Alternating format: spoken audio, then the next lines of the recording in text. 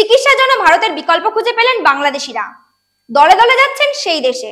নমস্কার, দেখছেন দেশ বিদেশে প্রতিদিন, সঙ্গে আমি সেতু। প্রতি বছরের ন্যায় বহু বাংলাদেশি চিকিৎসার জন্য আসেন ভারতে। দুই দেশের মধ্যে সম্পর্ক নিয়ে টানাপোড়েন চলায় ভিসা নিয়ে অনিশ্চয়তা তৈরি হয়েছে বাংলাদেশিদের। তাই তারা চিকিৎসার জন্য এবার যাচ্ছেন এই দেশে। কিন্তু কোন সেই দেশ, আসুন জেনে নিই। ভারতে ভিসা না পেয়ে এবার অন্য দেশে পাড়ি জমাচ্ছে বাংলাদেশিরা। বাংলাদেশে উন্নত চিকিৎসা না থাকায় চিকিৎসার প্রয়োজনে এবার বিকল্প দেশের খোঁজ করছেন বাংলাদেশিরা। বাংলাদেশি সংবাদ মাধ্যম দ্য ডেইলি স্টারে প্রকাশিত খবর অনুযায়ী বাংলাদেশিরা থাইল্যান্ড যাচ্ছেন ভারতের বদলে। থাইল্যান্ড যাওয়ার অন্যতম কারণ হলো সহজেই ভিসা আবেদন প্রক্রিয়া। এছাড়া থাইল্যান্ডে যাওয়ার অন্যতম কারণ চিকিৎসার সঙ্গে সঙ্গে ভ্রমণ।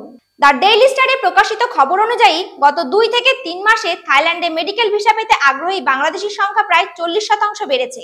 দ্য ডেইলি স্টারে প্রকাশিত তথ্য অনুযায়ী ঢাকায় থাই মেডিকিউর অফিসের সিনিয়র এক্সিকিউটিভ নানজিন আক্তার সৃষ্টি বলেন, সেপ্টেম্বর থেকে চিকিৎসার জন্য থাইল্যান্ডে যেতে ইচ্ছুক রোগীর সংখ্যা ছিল 30%-এর বেশি। তো দেখা যাক বাংলাদেশের মানুষেরা কেমন পরিষেবা পায় থাইল্যান্ডে। দেখছেন দেশ বিদেশে প্রতিদিন, প্রেজেন্টিং বাই HPR নিউজ।